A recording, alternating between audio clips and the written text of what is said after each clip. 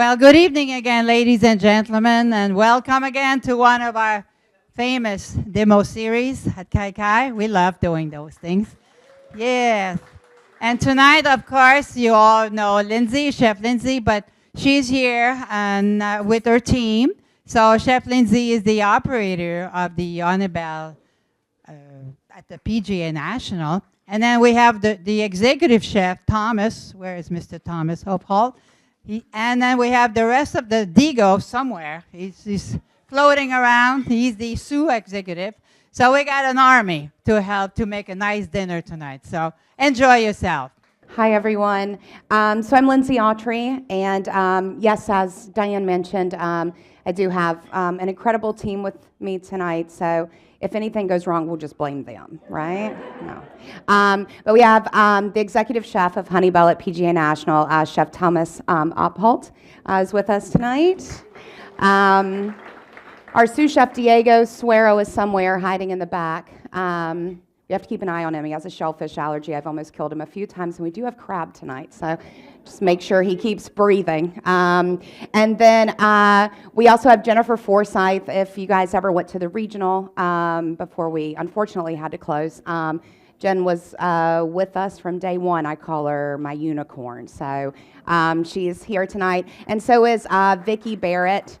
Vicki, I was doing the math today. It's actually been like 14 years that Vicki and I met. We were neighbors in my single days before the loud 4-year-old over there and my husband. And I met her and her husband, and I think it's been like 13 years that we've been doing events, and I've been convincing you to come and help me. Vicki is not a professional chef, but an amazing cook, and she just comes and brings a ray of sunshine to everything I do. So I'm grateful for all of you for being here. And of course to Diane and Carl for, every time I come out here, I'm like, oh my God, like all we're missing is like a hotel now, you know? I was like, oh, you have coolers and a hood. Here I am bringing all my own stuff. I don't have to bring so much. Next time, I'm not bringing anything, Diane. Not bringing anything. But anyways, I'm excited to share some tips and tricks and some cooking with you guys tonight. And so really to focus on the beautiful vegetables that grow here at Kai Kai and lend a little bit of my southern touch. For those of you that don't know me, the longer I talk, the longer the vowels get. So we'll try and keep them short, and I'll try and pronounce everything. But I'm going to go ahead and get started. The first thing that your first course tonight is a spring vegetable salad featuring some of the beautiful greens that they grow here at Kai Kai and some different vegetables. And so we're going to make a sorrel and buttermilk dressing. So some people say sorrel. I feel like that's really hard for me with a southern accent, double R's, multiple vowels. So I say sorrel. I don't know if that's actually right or not. But we're basically making like a homemade ranch. And so I'm going to start with that part. And so we're using what we call in the restaurant confit garlic and confit shallots. So confit is a classical French cooking term that means to cook in its own fat. Usually applies to duck confit. But we also use that saying when we cook vegetables in like olive oil. So you know, if you've ever gone and bought peeled garlic cloves or even regular garlic in the paper, which just requires more work, right? But if you ever bought the peeled ones at the grocery store, they always come at least like a half a pound or something. It's a lot of them. And you'll take a few out, do something with it. You'll come back to it a few days later and it's like molded and weird. And that's because the minute that you open that bag and oxygen gets to it, it immediately starts to deteriorate. So one technique to keep that longer and not waste your money before your garlic goes bad is we put it in a pot, we cover it with oil and simmer it very slowly.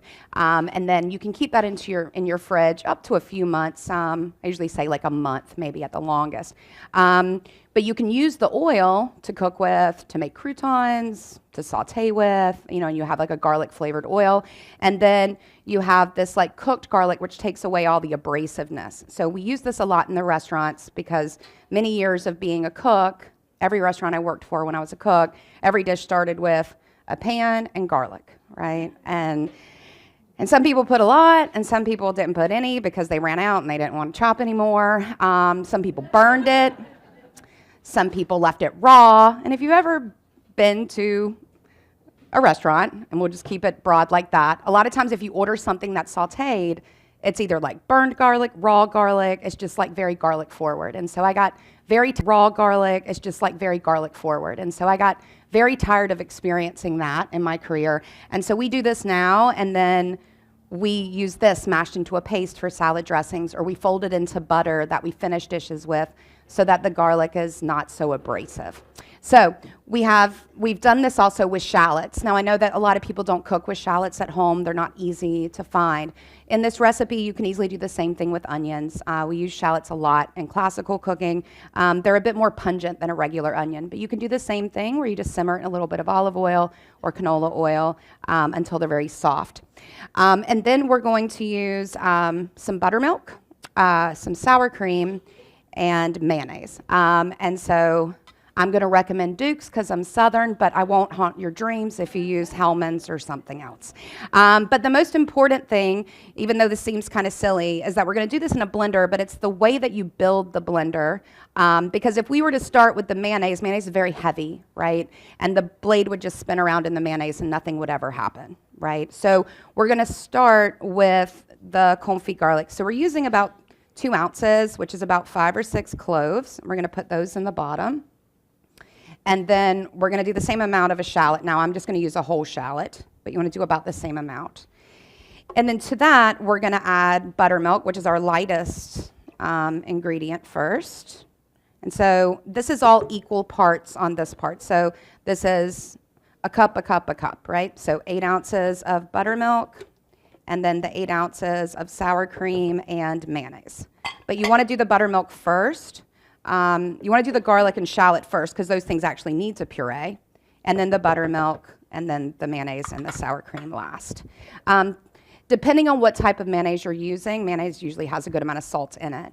But I am going to add just a little bit of salt and fresh ground pepper. And then we are going to just put this on the blender. Now, in the recipes that I gave you, I did put that we blanch the sorrel, but after testing this a few different ways, I actually liked it raw. But this same technique is how I make green goddess, and you can do the exact same thing, and instead of using the sorrel, you could use whatever herbs you have and just blend them in. But blanching herbs makes them very bright green and gives you like a very beautiful color. But I found with the sorrel that I actually liked it better raw. So Diane grows this. It's beautiful. For those of you that have never had it, it's very fragrant, like lemony. I love to chop it up and put it in a salad just to add some brightness. But it's really great to puree into something like a pesto or a dressing like this. So we're just going to go ahead and turn the blender on.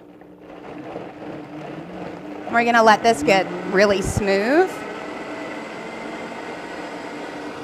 And then while it's running, I'm going to start to put the sorrel into it.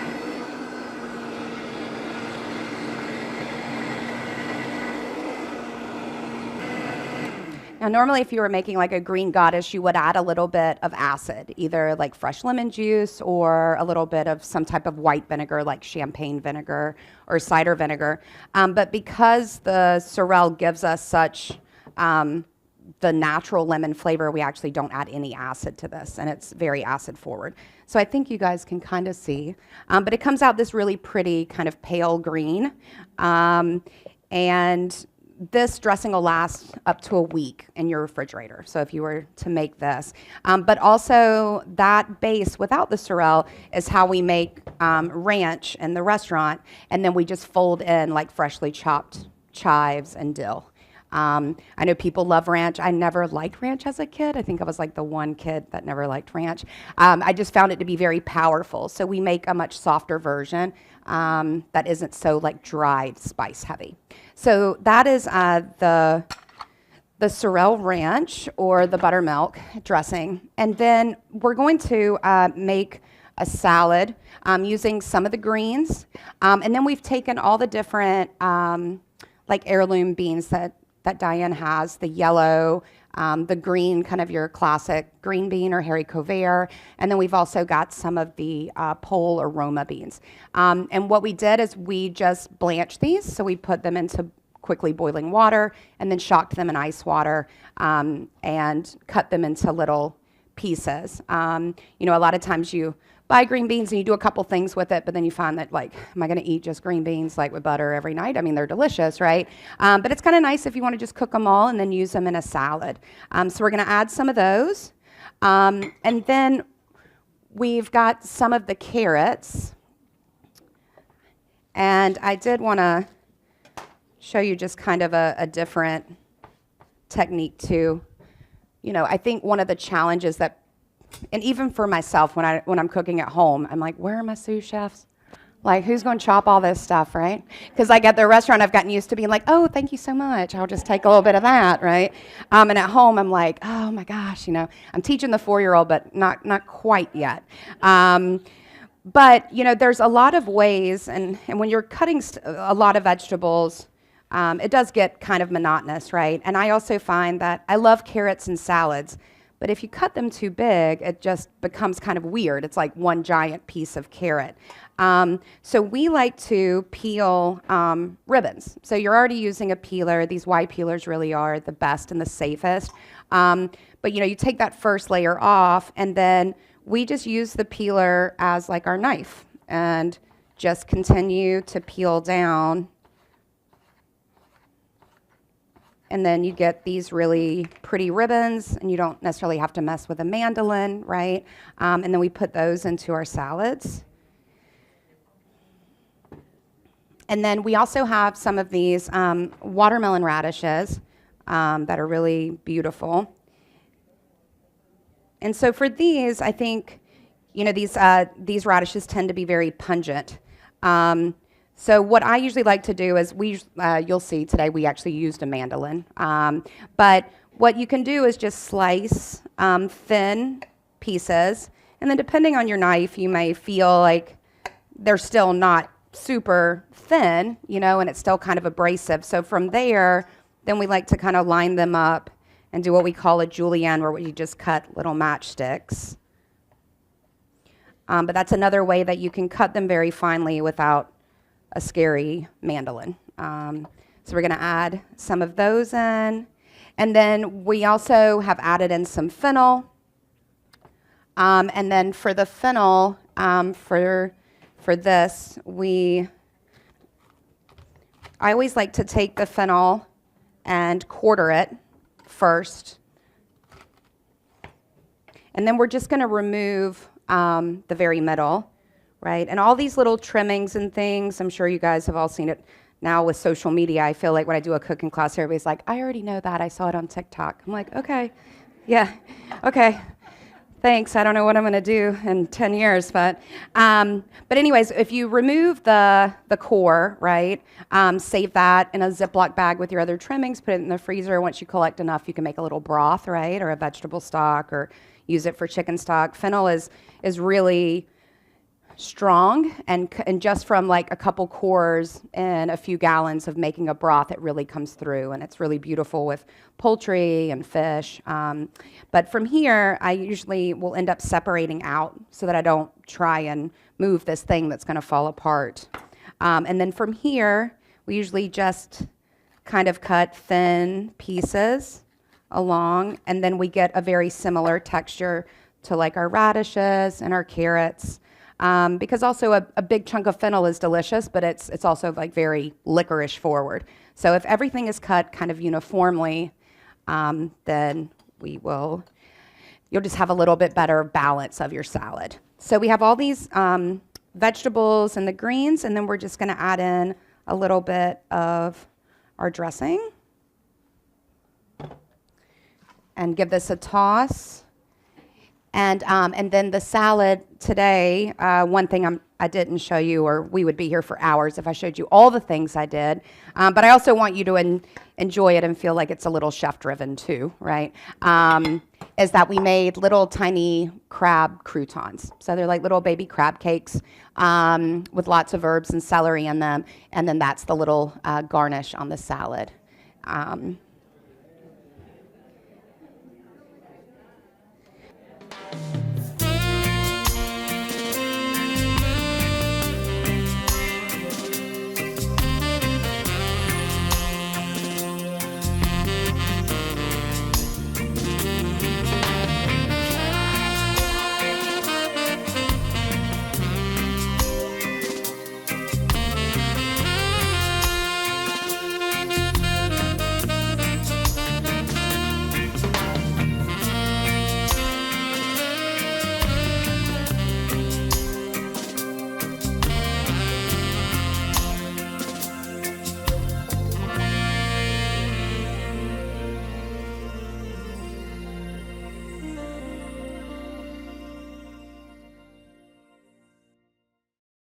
All right, so while y'all are finishing up the salad, I hope y'all enjoyed it. I'm going to get started on the next dish. And so we're, the next one I called like fancy broccoli casserole. And that's what it is. It's a fancy version of broccoli and rice casserole. I think all of us at some point grew up on some kind of casserole. I know that my mom wasn't like a big casserole person, but I know every time we went to church, it was just like 400 versions of chicken and rice, broccoli and rice, green bean, chicken broccoli rice, broccoli mushroom rice. Like there was always all these different ones. And it was all made with cream of something soup, right? So we're going to make a fancy casserole with no cream of something soup, because we're going to make our own cream of something, all right? So we are using the Happy Rich broccoli, which is like a flowering broccolini, and I love this. We do a version of this where we blanch it and grill it and toss it with Caesar dressing and make like a broccoli Caesar, which I really love. And but I wanted to find a way to make something that was a little more homey and something recognizable. So there won't be any Ritz crackers and there won't be any cream of something. We're gonna fancy this up a little bit. But I want to go ahead and start it because it takes a little bit of time. So I'm going to talk through as we go. And so we're using leeks. Now this time of year, Diane, do you still? I don't know where Diane is. Diane, do you still have spring onions right now? Yes, I don't know. But sometimes she has really beautiful spring onions. We did use some of those in the casserole. You still have spring onions right now, right? So you can definitely use those. Leeks are wonderful, and I love to use leeks or spring onions in this because it gives a bit more texture than just a chopped onion. But you can still make the same recipe with onions if you wanted to. But we're going to use half leeks and half shallots. With leeks, you really want to use just the kind of pale green and the white part, right? And then this upper part is great for simmering in soups and stocks. You can't eat it. It's just a lot stronger in flavor, right? And a lot of it has to do with this part went through photosynthesis, right? And so it tends to get a little bitter. So that's why we normally use just the white part. It's a little bit milder. So I've cut off the bottom, trimmed the root, and then we sliced it in half long ways. And then from here, we're just going to cut and make little half moons all the way through. And then we've taken also some shallots. As I mentioned, I really like to cook with shallots. But you could just do all leeks or spring onions or just onions. And just do the total quantity that way. So we're starting with 6 tablespoons of butter. It's a little hard as like a professional chef. We're always thinking in grams or ounces. And so when I wrote this recipe, I was like, oh my God, I can't write like 4 ounces of butter. I mean, I know that y'all could figure that out. But I was like, yeah, so it's almost a whole stick of butter, right? A little bit less. 6 tablespoons. Which I just always think is weird that butter is in tablespoons on a stick, but it is what it is. So we've got some leeks here, and I've taken 6 tablespoons, or 6 ounces, actually, of butter, and I've just melted it, right? We don't want it to brown. Butter burns very easily. And so to this, we're going to start by adding our leeks to the butter. And we're going to let this start to sweat, right? So sweat is the fancy culinary term for we're not sautéing because we're not doing it quickly at a high heat. We're kind of going at a medium heat. And so to this, we're just going to season it with a little bit of salt and fresh pepper. And we're just going to let this start to cook a little bit. And the leeks are a little bit, tougher than the shallots. So we want these to cook for a little bit of time first. Now we're also going to add some garlic. And in the recipe, I put that we're going to chop it. But even me at home, I don't love to chop. So if you have one of these, a microplane, right? I love to use my microplane for garlic. You may have a garlic press if you want. A garlic press and a microplane essentially create the same thing, right? But what I like to do, and one of the reasons I like to use this especially at home, is that I've already been chopping for like 8 hours a day. I don't really want to chop a whole lot when I get home. And this makes it consistent, right? Because same thing I was talking about earlier, if you go home and you just start like randomly chopping garlic, you're gonna have big pieces, you're gonna have little pieces, it's not gonna cook consistently. So we're gonna take some garlic and just grate it down on our microplane, and then you can see it just makes this kind of grated garlic. So now that our leeks are starting to, wilt down a little bit, we're gonna add in the minced garlic, and we're also gonna add in some shallots that we've chopped very finely. And we're gonna let this just until the onions and the garlic are fragrant. So while that's cooking, I'm gonna show you, so the broccoli, right? A lot of this broccoli, it has a lot of stem, right? So what we wanna do, because it's a casserole, we don't want it to be too big of pieces. So we're gonna cut off the top part that's just the floret with a little bit of the stem intact. And then we're gonna cut it in half so that everything is more or less about the same size. I like to remove the leaves. We do use them. And then from the stem, I like to cut roughly kind of 1-inch pieces. And then that way, almost everything is cut about the same. For the leaves, you could easily just tear them, right? And then you want to steam or blanch your broccoli. So there's a couple of ways, right? You can bring a pot of water to a boil and heavily salt it, plunge it in for about 30 to 45 seconds until it's, bright green, but still has some texture to it. Take it out, shock it in ice water. Or you can steam it. You can put it in a steamer basket. I don't know if my husband's still here, but I didn't have a microwave forever because I was like very dedicated to being a chef when I was younger. Then I had a child and I was like, we need a microwave, like real bad. And so, but he used to always be like, I just want to like heat something up. And I'd be like, get a pot, get a pan, right? So anyways, I use a microwave a lot now. Broccoli steams beautiful in a microwave. I've learned. I don't let them do it we still have no microwaves at any of my restaurants. I can't trust them. They would do all the things. So no microwaves in the commercial kitchen. But at home, in a bowl, right, or Tupperware type of thing, broccoli, a tad of water, like 2 tablespoons, 2 minutes, and you will have like perfectly steamed broccoli. My husband loves beef and broccoli, like Chinese style, and I make it a lot at home, and that's how I make it very quickly. Is I take all the broccoli, I steam it in the microwave while I start to like wok fry the beef, and then add that in. So you can do that. You can say that I said to do it, but just so you know, we don't do that at the restaurant, okay? No microwaves in the restaurant. But you can see here that we've steamed the stems and the florets, because we want to use all of it, right? But we've cut it so it's all about the same size. So now this is all very fragrant. I know you can't really smell too much of it, but I haven't gotten any color, and that's the whole idea. So now to build our cream of leek soup, okay, we're going to use about a 1/4 cup of flour, and we're essentially making a roux, right?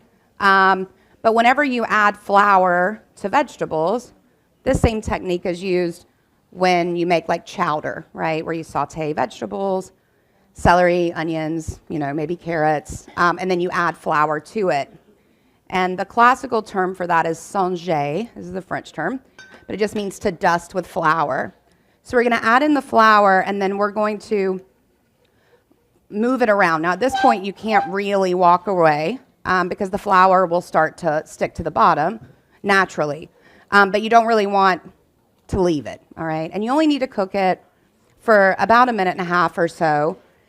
And, it's the same thing. Like if you were trying to make what we call like a bechamel, which is a mother sauce, and then when you add cheese to it, it's called a mornay, which is what we're making. But whenever you're making a roux, let's say you want to make homemade mac and cheese, right?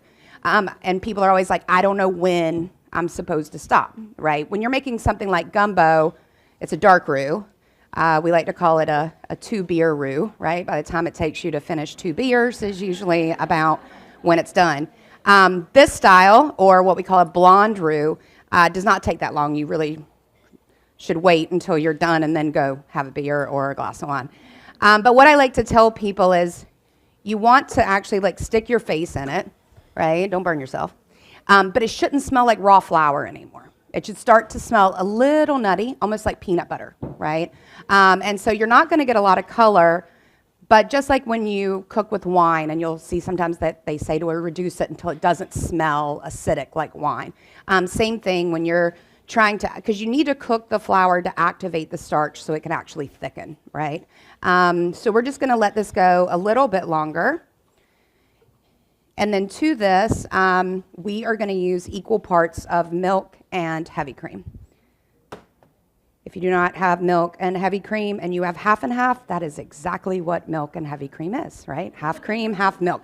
So 4 cups total, but I do like to use heavy cream in this. It helps give it a little bit of kind of lusciousness, and you know, we're trading less roux for heavy cream, or you can do more flour for milk. If you wanted to just use milk, then you would just increase your flour a little bit because it'll have to thicken a little more. So now that, I know you guys can't smell it, but I can, and it no longer smells like raw flour, and you know, it took about 2 minutes or so. We're gonna go ahead and add in our milk. And you wanna make sure that you kind of go slow, and we're gonna scrape the bottom of the pan as we do this. And then we're gonna add our 2 cups of heavy cream.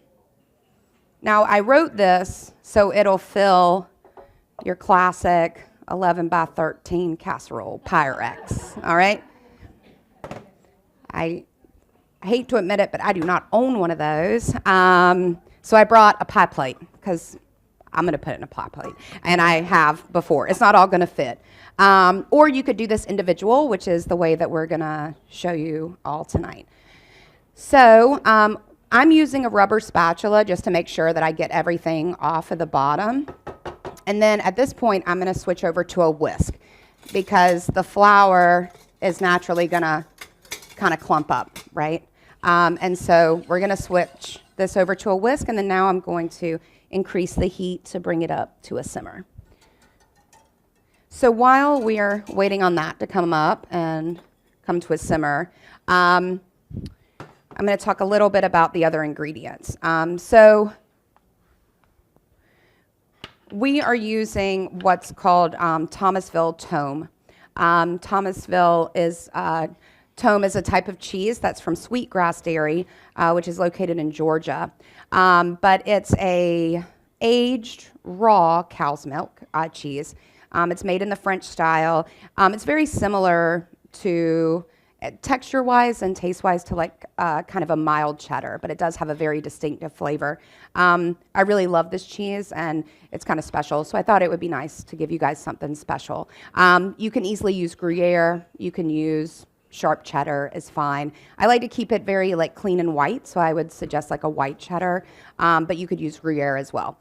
So we've just coarsely grated this, and we've done 2.5 cups. So we're going to use 2 cups in the actual the sauce that we're making, and then we're going to reserve a 1/2 cup to put on the top. This is starting to come up, so I'm just going to whisk this a little bit more. And so we have our cheese, and then for our non-Ritz cracker topping, we're going to use panko, right? So we're going to use about 1 cup of panko, and we're just going to use raw panko, right? Because it's going to bake in the oven. And then to that, we're going to add some olive oil. And then we're also going to use some grated Parmesan cheese. Now, I do find that there's a difference in, and don't get me wrong, for my kid, I buy the grated cheese because, you know, he's 4, so he eats pasta with Parmesan, even though his mother is a chef, but it's okay. I'll get over it one day. But we are going to add this Parmesan, and you could use Pecorino Romano, you could use, you know, any type of like hard cheese, but I do like to grate it, and we use a microplane, the same thing, to get a very fine grate.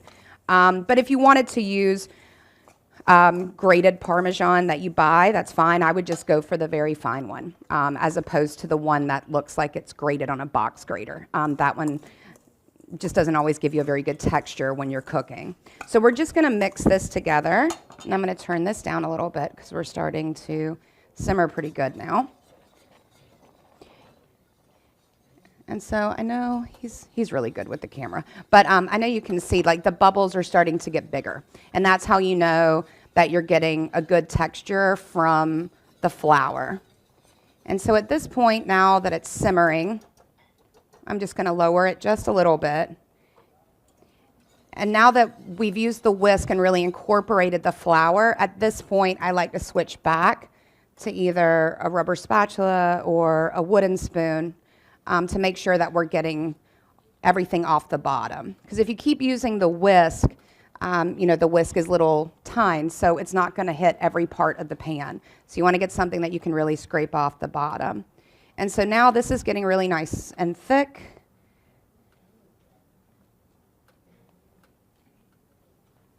And so we've mixed together the panko and the Parmesan with the oil, and we're just going to set this to the side. This is going to be the topping for it. And then I like to use a little bit of dried mustard. So we're going to use about a teaspoon of mustard powder, like Coleman's mustard powder, to flavor this.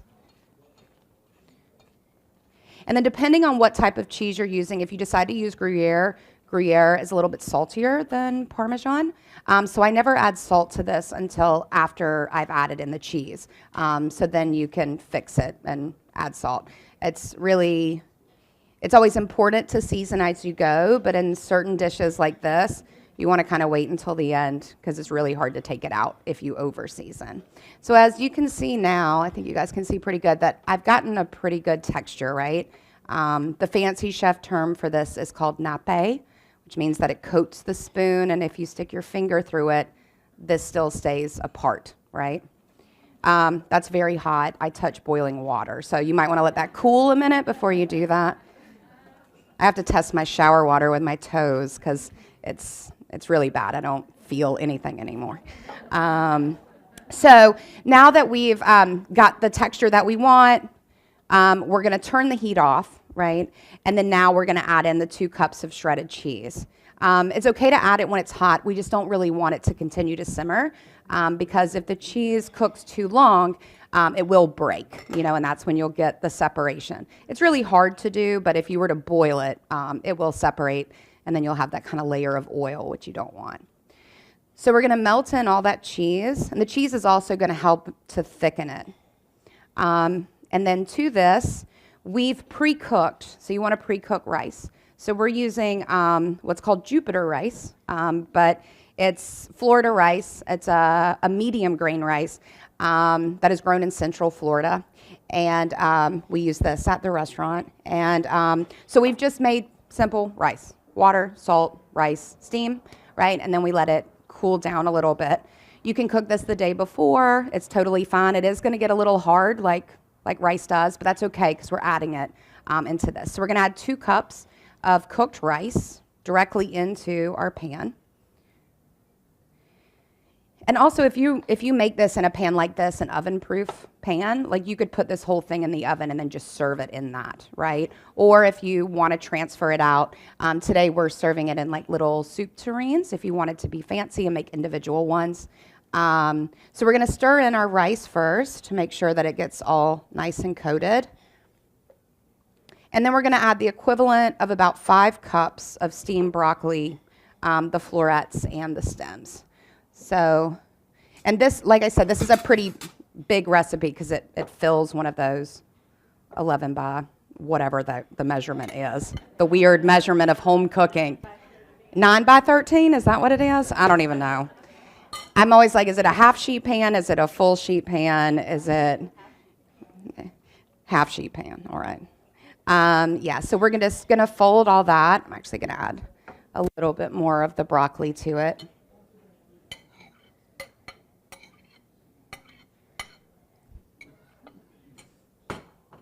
And so if you do want to do it in a dish, it's always nice to, grease it so that everything like slides out super easy. If you're doing it in individuals, I don't think it's really necessary. But like I said, I'm going to use a pie plate. And I really don't like cooking spray. Well, let me take that back. We do use cooking spray. We use cooking spray on a sheet pan before you put parchment on it because it makes it stick. So if you ever put anything on parchment paper, even cookies, and you put it in the oven and then you've got a fan on and it folds them over or whatever, that's what we use cooking spray for, is we spray the pan and then the parchment paper sticks to it and then it won't fly in an oven. So, but I'm just going to use a little bit of olive oil and just brush the inside of the dish.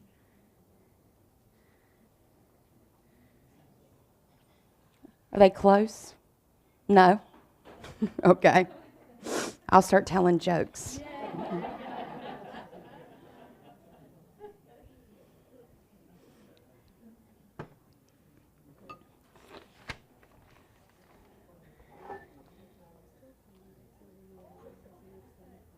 Okay, that's fine. All right, so we're going to go ahead and just transfer this over.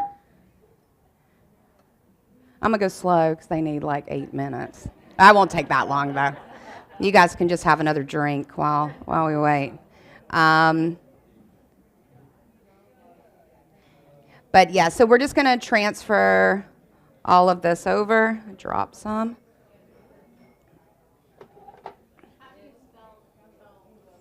Tomme.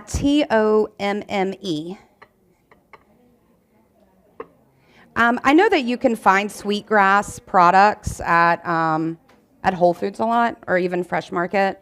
I know that because it's semi-local, it's in Georgia, but their cheese is really delicious. So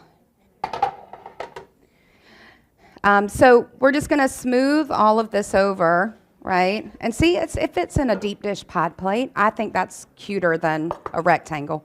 And so then once we have that all in, we're going to use a half a cup of cheese. So the recipe calls for 2.5 cups, but we're going to hold back a half a cup to put on top.